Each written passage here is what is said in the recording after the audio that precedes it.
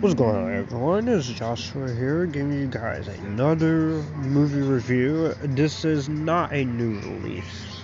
This is leading up to a movie I'm looking forward to. So, leading up to Multiverse of Madness, my most anticipated movie of 2022, I'm gonna take a look back at my review for Doctor Strange. It was the 14th movie of the Marvel Cinematic Universe. This was directed by Scott Derrickson, written by Scott Derrickson, John Spatz, and C. Robert Cargill. And this is based on the character of the same name, starring Benedict Cumberbatch, Rachel McAdams, Chiwetel Ejiofor, Mads Mikkelsen, Benedict Wong, Michael Stuhlbarg, and Benjamin Bratt, and Tilda Swinton. In Doctor Strange learns the mystic arts after a career-ending car crash, and he has to shape up and become Doctor Strange. And he is forced to choose between his life of fortune or status, or leave it all to defend the world as the most powerful sorcerer in existence.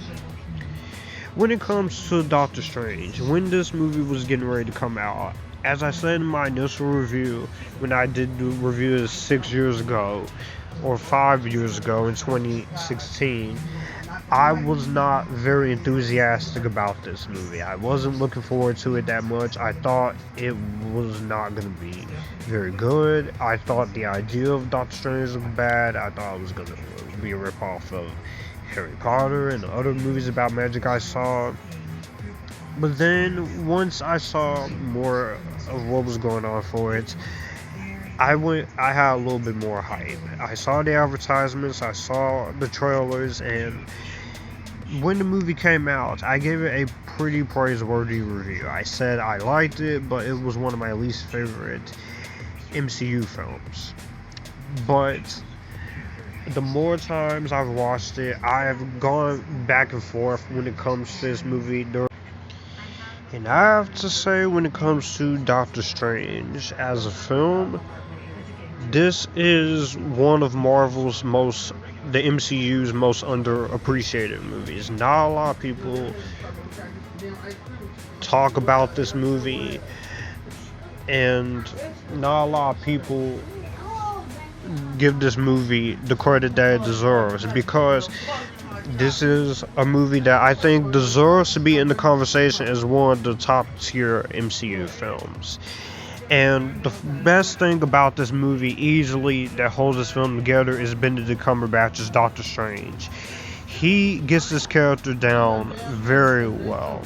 And this is a character that, even in the cartoons, is very fascinating. Looking back at the cartoons and Spider-Man cartoons, and he has came a long way since this. So Benedict Cumberbatch is a great actor, of course, Academy Award nominee, and he plays Dr. Stephen Strange, and you like his character. He is a neurosurgeon. He is very wealthy. He's very successful at his job until his car crash, and you go through the journey of his character.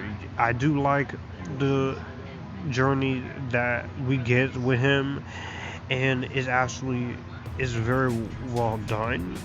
You see that he has lost his entire ability to do his professional job, and he's looking for a journey of healing. And I think Benedict Cumberbatch, this is a very personal and very intriguing and very entertaining performance he's given as a character, with only his first solo movie and his first appearance as his character. And if it was up to me, he would easily be in the Oscar nominations for this, because he definitely should have got it for this. He does a great job in the action scenes, and he knows the physical movements and gestures of spells, and you buy his character. He holds this movie together very well, and he's awesome in the movie as well. I love Benedict Cumberbatch in this role. The rest of the cast: Chiwetel Ejiofor as Carl Mordo. He is a combination of different characters from the Doctor Strange mythos, and he's not introduced as a villainous. He is very complex, but I think Chiwetel Ejiofor is such a great actor that he definitely gets the character down to the T, so he is really good there, and I very much enjoy his performance. You also have Rachel McAdams as Christine Palmer, and she's not the love interest. She subvert the expectation of a love interest, but they are lovers as part of the backstory and coming out on the other side as friends. And she's the emergency surgeon. They don't do a whole lot with her here, but she is personal, she is part of the story, and she does a very good job as well. You also have Benedict Wong as Wong. He is the master of the mystic arts. He protects some of the Kamata's most valuable relics and books, and I thought he was really good too as well. He's awesome. And Wong is also one of my favorite characters. He's great, and he gets the character down. You have Michael Stolberg as Nicodemus West, who is a rival surgeon. Benjamin Bratt, who's also very good here. Then you have Mads Mikkelsen as Caecilius, who is a master who broke away from the Ancient One. And he's not one of the best MCU villains, but Mads Mikkelsen, he does a very good job in the role. I'll get back to him in negatives as well. But Tilda Swinton, I think, is the weakest part of this, and this casting caused a lot of controversy. This caused a lot of controversy, and when she was casted, and this is pretty much whitewashing a little bit. It is, I get it, it's diversity, but I don't think this really fit for her. She's not bad in the movie, but I don't think she's very good here. I think she's okay. She does what she has to do, and she's alright. Like, you could have gotten someone else to do the role, but I get it. But the cast is the thing that holds this movie together. Another thing that does hold this movie together very well is Scott Derrickson's direction. I know he was supposed to come back for Multiverse of Madness, but because of scheduling conflicts and creating differences, they pretty much got Sam Raimi to do this, and once again, you do get exactly what you want when you. So definitely, Scott Derrickson's direction is great for his first superhero movie, and Scott Derrickson is a underrated director. He's directed some very good movies I like The Exorcism of Emily Rose and Sinister, and the remake of The Day the Earth Stood Still was actually pretty good, and he has the Black film coming out this year, so I'm curious about that. So going into the direction, I think the direction and the execution is really well done. He gets a grip into this world. You do get to know exactly how the rules of being a sorcerer works. You get little hints of the worlds of multiverse and magic here. And this is definitely a world building movie. It does have that usual MCU template that you get, but I definitely do enjoy that process of watching it, and it knows exactly what it is. It's a Marvel movie with magic, and for that I do appreciate that. And on my first viewing of this and rewatches of this, I found the world build up to be quite boring a lot, mainly because there is supposed to be a superhero movie with action, and I usually don't have this problem a lot when it comes to my superhero movies. I like to just enjoy the experience. But here on this current rewatch, I do love the world building. I do like how they set the rules in place, how everything is there, and I do like that. From the cinematography standpoint and the camera work and the visual style, the visuals here, you do get a mix of Inception and Harry Potter and The Matrix all wrapped up into one with the effects. It's a very well done movie with the effects. And you do see how the effects come into play, especially in the last half of Doctor Strange. It goes for it, it knows exactly what it's doing. And for the entire special runtime, an hour 56 minutes, it goes by very fast.